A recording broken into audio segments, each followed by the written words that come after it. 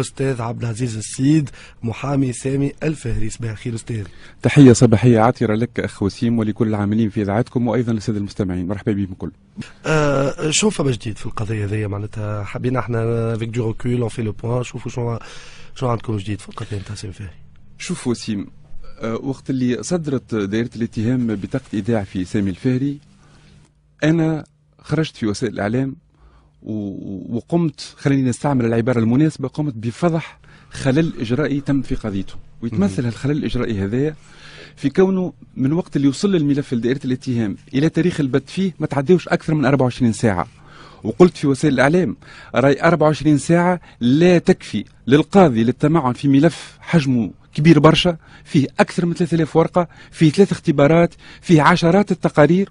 وقلت زادة لا يكفي هذا الوقت 24 ساعة للمحامي ليطلع على أوراق الملف، ليطلع على طلبات النيابة العمومية وليقدم تقرير كتابي كما يكفل له القانون، الفصل 114 من مجلة الإجراءات الجزائية.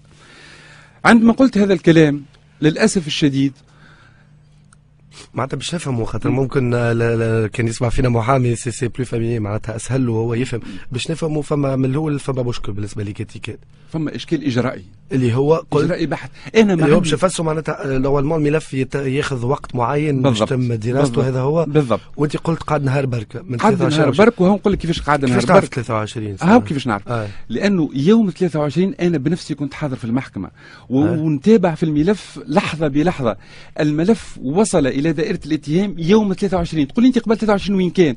كان عند السيد مساعد الوكيل العام لدى محكمه الاستئناف باش يحرر فيه الطلبات نتاعو، هكا يقول القانون، هكا يصير. فهو جاب الملف يوم 23 تقريبا مع 11 نتاع الصباح. هذا يعني وانه طلباته انتهى من تحريرها يوم 23. كيفاش تعرف ساعه نهار 23؟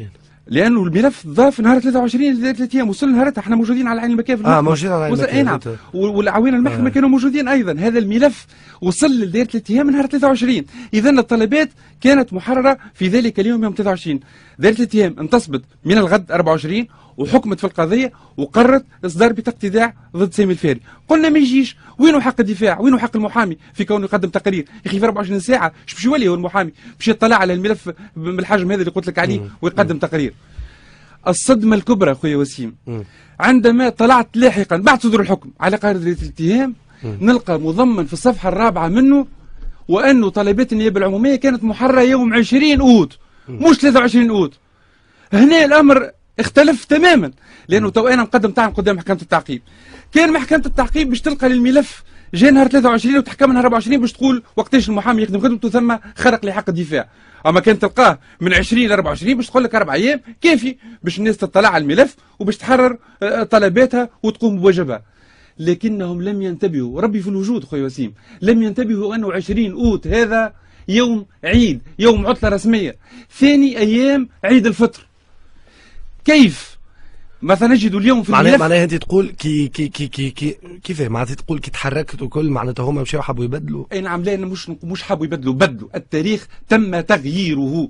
اليوم نلقى في قرار الدائره التاريخ 20 شكون اللي بدل؟ شكون اللي عنده البوفوار؟ اللي عنده الاوراق، اللي عنده الملف. هذا ينجم السيد وزير العدل يبحث. انا اعلمته رسميا بهذا الخرق الفظيع، بهذه الفضيحه. خليني نقول هذا صار الكلام هذا صار في الايام اللي تلت صدور بطاقه الايداع. انت وقتاش معناتها انا توا عرفته كي طلعت على قرار الدائره ومشيت صورت زاده، لاني من الاول صايبه خطا مطبعي. قلت والله ينجم يكون منذ ساعات قليله، يعني خلينا نقول ما بين البارح معناتها وانا وين قريت القرار، شوف في خذيته في يدي وقريته وثبت في المعطيات هذه الكل.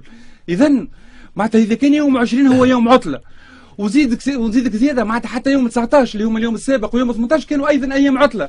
هل يعقل وانه في يوم عيد المحكمه مفتوحه والاختام معناتها موجوده والكاتبه المكلفه بالرقم موجوده ويقع معناتها صياغه تقرير وامضاؤه يوم 20 اللي هو يوم عيد؟